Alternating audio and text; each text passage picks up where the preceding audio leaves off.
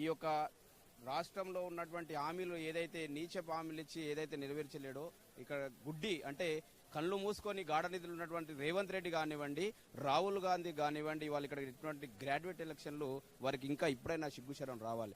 ఎందుకంటే ఇవాళ రేవంత్ రెడ్డి గారు రాష్ట్రంలో కానివ్వండి, దేశంలో రాహుల్ గాంధీ కానివ్వండి, ఇవాళ భారతీయ జనతా పార్టీ మీద కానివ్వండి, నరేంద్ర మోడీ గారి కానివ్వండి, భారతీయ జనతా పార్టీ కార్యకర్తల మీద ఇవాళ ఏ విధంగా మాట్లాడుతున్నాడో నీకు బుద్ధి ఉంటే ఇవాళ రేవంత్ రెడ్డి గారు కానివ్వండి, రాహుల్ గాంధీ గారు ఒకసారి చూడండి. ఇవాళ దేశమే కాదు రాష్ట్రంలో కూడా భారతీయ జనతా పార్టీ మరి ప్రజలను కాపాడుకుంటుంది, నిరుద్యోగులను కాపాడుకుంటుంది. ఇవాళ దేశాన్ని ముందు పథంలో ఉండాలంటే అది కేవలం భారతీయ జనతా పార్టీ నరేంద్ర మోడీ గారి నాయకత్వంలోనే సాధ్యమవుతుంది అనడానికి ఇవాళ గ్రాడ్యుయేట్స్ ఎలక్షన్లో నిదర్శనం. ఎందుకంటే ఇవాళ గ్రాడ్యుయేట్స్ కానివ్వండి, టీచర్స్ ఎన్నికల్లో మరి విద్యావంతులు వేసిరు. ఇవాళ విద్యావంతుల వల్ల ఇవాళ గ్రాడ్యుయేట్స్ ఎలక్షన్లో ఇవాళ అంజిరెడ్డి గారు గెలవడం జరిగింది. మరి ఇవాళ రేవంత్ రెడ్డి గారు మరి మీరు గాఢ నిద్రలో ఉన్నారు. మరి ఇవాళ మీరు చేస్తున్నటువంటి అరాచకం పాలన మీద కూడా త్వరలోనే డబుల్ ఇంజన్ సర్కార్ నరేంద్ర మోడీ గారి నాయకత్వంలో, ఇక్కడ ఉన్నటువంటి కిషన్ రెడ్డి గారి నాయకత్వంలో, ఇక్కడ ఉన్నటువంటి బండి సంజయ్ గారి నాయకత్వంలో త్వరలోనే తెలంగాణ రాష్ట్రంలో కాషాయం జెండా ఎగుతుంది. అది భారతీయ జనతా పార్టీ ఉంటది. ఇకనైనా సిగ్గు శరం ఉన్నటువంటి ముఖ్యమంత్రి కానివ్వండి, మంత్రులు కానివ్వండి, స్థానిక ఉన్నటువంటి కాంగ్రెస్ ఎమ్మెల్యేలు కనీసం ఇప్పుడైనా బుద్ధి తెచ్చుకోండి. ఇవాళ మీరు దేశం పట్ల ఏం మాట్లాడుతున్నారు, ధర్మం పట్ల ఏం మాట్లాడుతున్నారు? మరి ఇంతమంది విద్యావంతులు ఉన్నటువంటి నిరుద్యోగులకు ఏమో హామీలు ఇచ్చి ఇంతవరకు నెరవేర్చలేరు.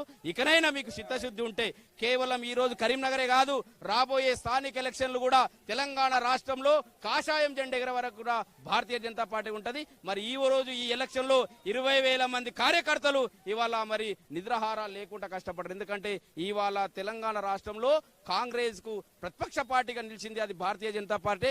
ఏది సాధించాలన్నా, ఏది అమలు చేయాలన్నా అది కేవలం భారతీయ జనతా పార్టీ నరేంద్ర మోడీ గారితో అవుతుందని మేము దీని నుంచి హెచ్చరిస్తా ఉన్నాం. ఇది రానున్నటువంటి రోజులలో ఏ విధమైనటువంటి ప్రభావం చూపెడుతుంది? సో మొన్న జరిగినటువంటి సాధారణ ఎన్నికల్లో కేవలం 8 మంది మాత్రమే ఎమ్మెల్యేలు గెలవడం జరిగింది. సో ఎమ్మెల్సీలో ఈ సంబంధించినటువంటి ఈ 2 గెలవడం ద్వారా రానున్నటువంటి రోజులలో బీజేపీ పార్టీ ప్రత్యామ్నాయంగా ఎదిగేటువంటి అవకాశం కనబడతా ఉందా? మీకు తెలియంది ఏం లేదు మీడియా వాళ్లకు.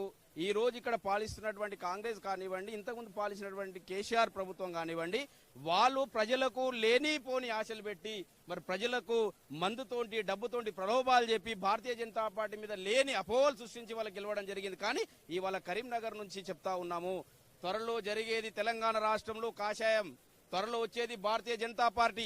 ఇప్పటి నుంచి కూడా ఎవ్వడు కూడా భారతీయ జనతా పార్టీ గెలుపును ఆపలేరు.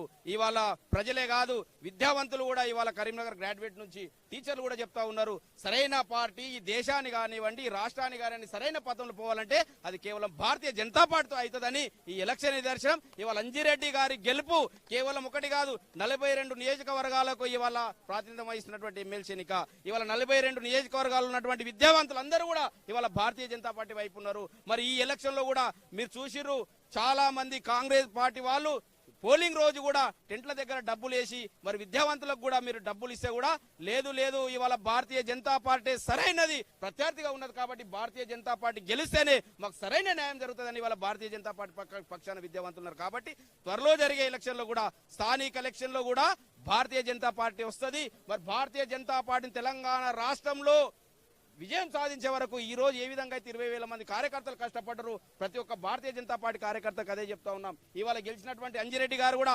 42 నియోజకవర్గాల్లో ఉన్నటువంటి నిరుద్యోగులకు అండగా ఉంటాడు. కాబట్టి భారతీయ జనతా పార్టీని ఇప్పటిదాకా ఆరాధించినటువంటి అందరి విద్యావేత్తలకు కూడా మేమందరికీ కూడా ధన్యవాదాలు తెలియజేస్తా ఉన్నాం.